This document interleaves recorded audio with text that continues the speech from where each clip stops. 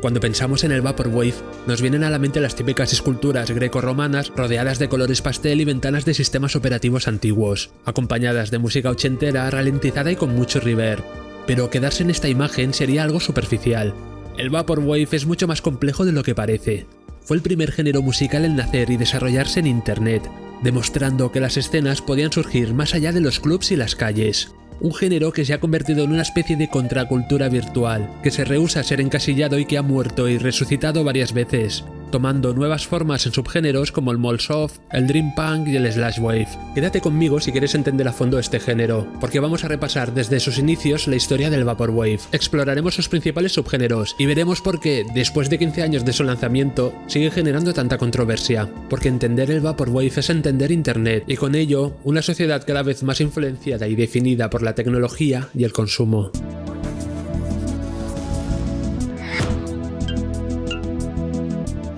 Internet comenzó en los años 60 con ARPANET, un proyecto militar y académico creado para conectar ordenadores y facilitar el intercambio de información. En los años 80 la tecnología se expandió hacia el ámbito comercial, y en los 90, con la llegada de la World Wide Web, Internet se transformó en un mundo nuevo y libre, donde todo parecía posible.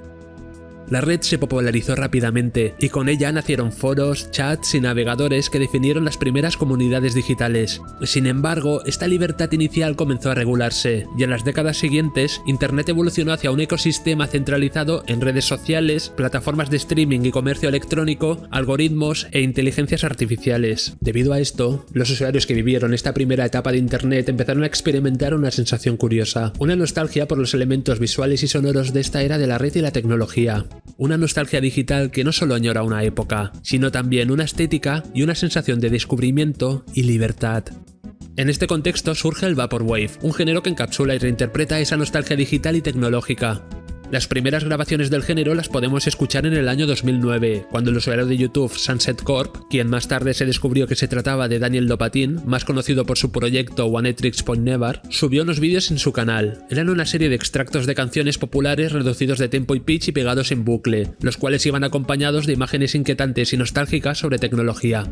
Al año siguiente, el mismo Lopatin publicó una colección de esos trabajos a los que añadió otros bajo el alias de Chuck Person en Chuck Person's Echo Jams Volumen 1. El otro disco importante de los inicios de la escena fue Farside Virtual, de James Ferraro. Este álbum usa menos samplers y tiene un sonido más cercano al Muzak y a los timbres digitales predefinidos que se suelen asociar con el MIDI. El álbum evoca un mundo donde la tecnología y el marketing han colonizado el espacio personal.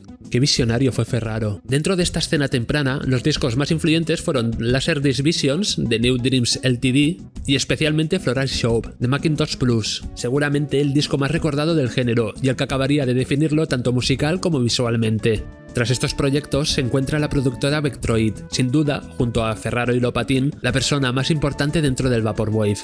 En lo musical, la base del género se basa en el sampleo de extractos de canciones de pop, funk, new age o city pop de los años 80 y 90, reducidos y pegados en loop, a los cuales se le aplica un pesado reverb, lo cual genera un aire hipnótico. En lo visual, el Vaporwave adopta una estética única que se inspira en la nostalgia digital y la cultura de Internet, integrando elementos como gráficos de baja resolución, glitch art y el uso de iconografía grecorromana en 3D, colores pastel y neón y diseños propios de páginas web de los años 90. Esta estética, conocida como aesthetic, busca evocar una sensación de fascinación por un pasado digital idealizado, en el que el consumismo, la tecnología y la cultura pop se mezclan en un collage visual que resulta tanto evocador como inquietante. La red se había saturado de imágenes de esculturas, colores flúor y ventanas de sistemas operativos antiguos, así que la propia comunidad, viendo que se estaba volviendo muy repetitivo, en 2013, con apenas 4 años de vida, declararon al Vaporwave muerto. Por primera vez. Sin embargo, la muerte del Vaporwave fue, en realidad, el inicio de su ramificación en múltiples subgéneros. Es cierto que algunos de estos subgéneros apenas tenían sentido, ya que en varios casos se creó antes el imaginario visual que el sonoro, y muchos no pasaron del meme, como son el caso del Simpsons Wave y el Flash Wave, los cuales contribuyeron a una visión superficial del género en el público general. A pesar de esto, hubo subgéneros que realmente aportaron profundidad y nuevas capas de significado, enriqueciendo la propuesta original del Vaporwave y expandiendo tanto artística como conceptualmente sus posibilidades. El Echo Jams fue la primera forma del Vaporwave. Se caracteriza por el uso de loops simples y repetitivos, generalmente centrados en fragmentos líricos de canciones, que crean un collage cargado de eco y reverberación.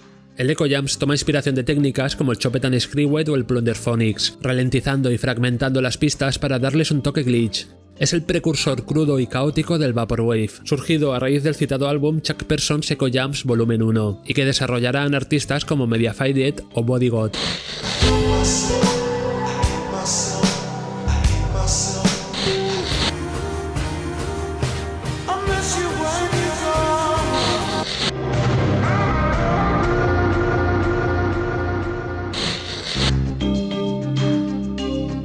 El Utopian virtual es una forma más sofisticada, corporativa y tecnológica del Vaporwave.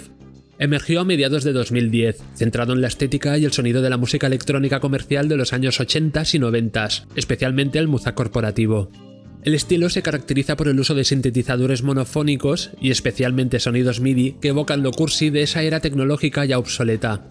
La época del CD-ROM, Encarta, los equipos hi-fi y los primeros renders artísticos en 3D.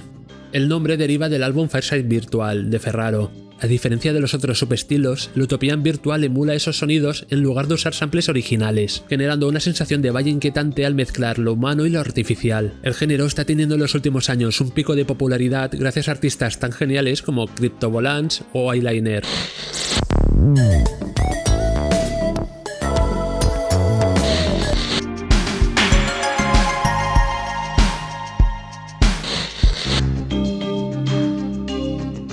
El Broken Transmission, también conocido como Signal Wave, emplea fragmentos cortos de sonido para simular la experiencia de cambiar de canal o estación de radio. Utiliza muestras lo-fi de transmisiones de televisión, anuncios, películas y radio, manipulándolas para crear un paisaje sonoro nostálgico y caótico. A través de bucles, ralentizaciones y distorsiones se logra un efecto de collage que evoca una atmósfera fragmentada y etérea. Midnight Television e Infinity Frequencies fueron los pioneros, aunque posiblemente el disco más popular sea Dream Seconds de Mesh.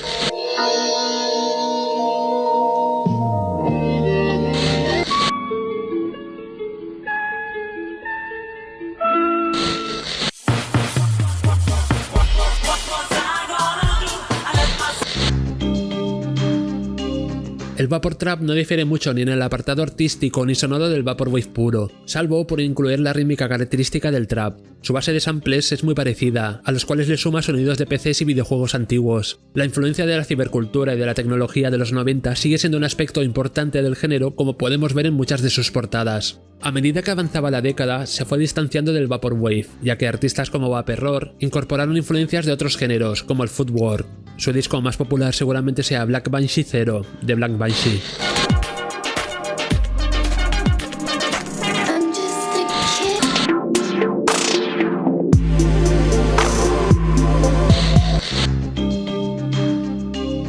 El Molsoft es como el muzak del Vaporwave, pero con un fuerte componente nostálgico. Surgió en 2012 y se caracteriza por el uso de música de fondo como el easy listening, el smooth jazz y el muzak, típicamente asociada a centros comerciales. Con mucho reverb y edición, el Molsoft recrea la atmósfera de grandes espacios comerciales, a menudo incluyendo grabaciones de campo de estos lugares para intensificar su ambiente onírico y la nostalgia capitalista, evocando el consumismo de los años 80 y 90. En los últimos años el género ha ido adoptando un tono más oscuro, sugiriendo la soledad de los centros comerciales vacíos, debido a la popularización de los espacios liminales y los backrooms. Algunas obras destacadas son Pall Mall Mars de Cat System Corp y Yes, We Are Open de Groceries.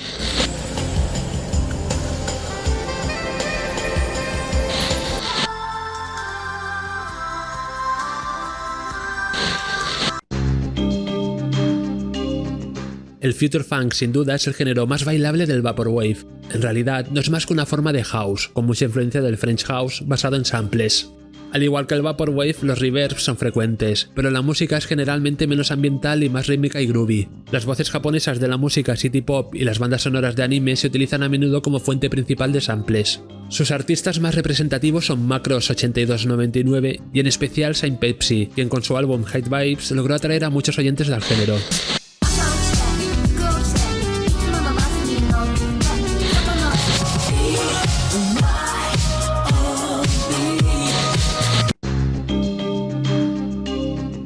El slash wave se caracteriza por su sonido denso y atmosférico, logrado a través de la manipulación de samples y el uso generoso de efectos como el reverb, el delay y especialmente el phaser. A diferencia de otras ramas del vaporwave centradas en la nostalgia y el consumismo, el slash wave evoca temas de amor, melancolía y sueños, siendo el género más romántico y emotivo. Se usan principalmente samples de géneros asiáticos como el pop japonés y chino, aunque al igual que el Utopian Virtual, el género ha experimentado un pico de popularidad recientemente gracias a empezar a incluir composiciones originales sin samples, ganando cada vez más presencia en la red, gracias a artistas como Desert Sun Fields Warm at Night. Se popularizó en 2013 gracias a Telepath.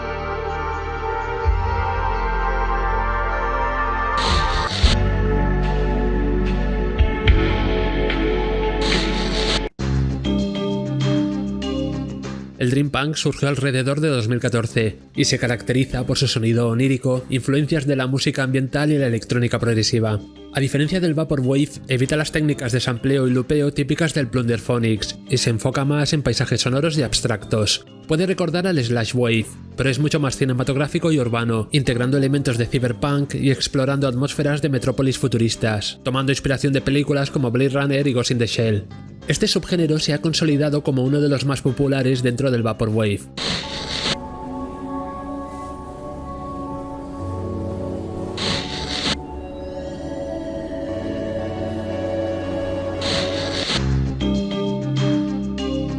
El hardvapor fusiona un estilo vapor con elementos de techno, IDM y géneros más duros como el speedcore y el gabber, resultando en un sonido agresivo y oscuro, con mucha distorsión y compresión.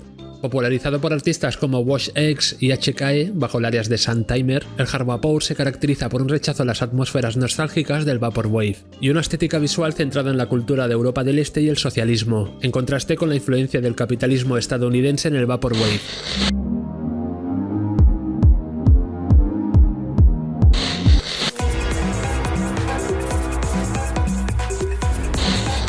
Además de estos géneros, existen otros subestilos menores que no he incluido en la lista, ya sea porque tienen pocos lanzamientos o no están del todo definidos.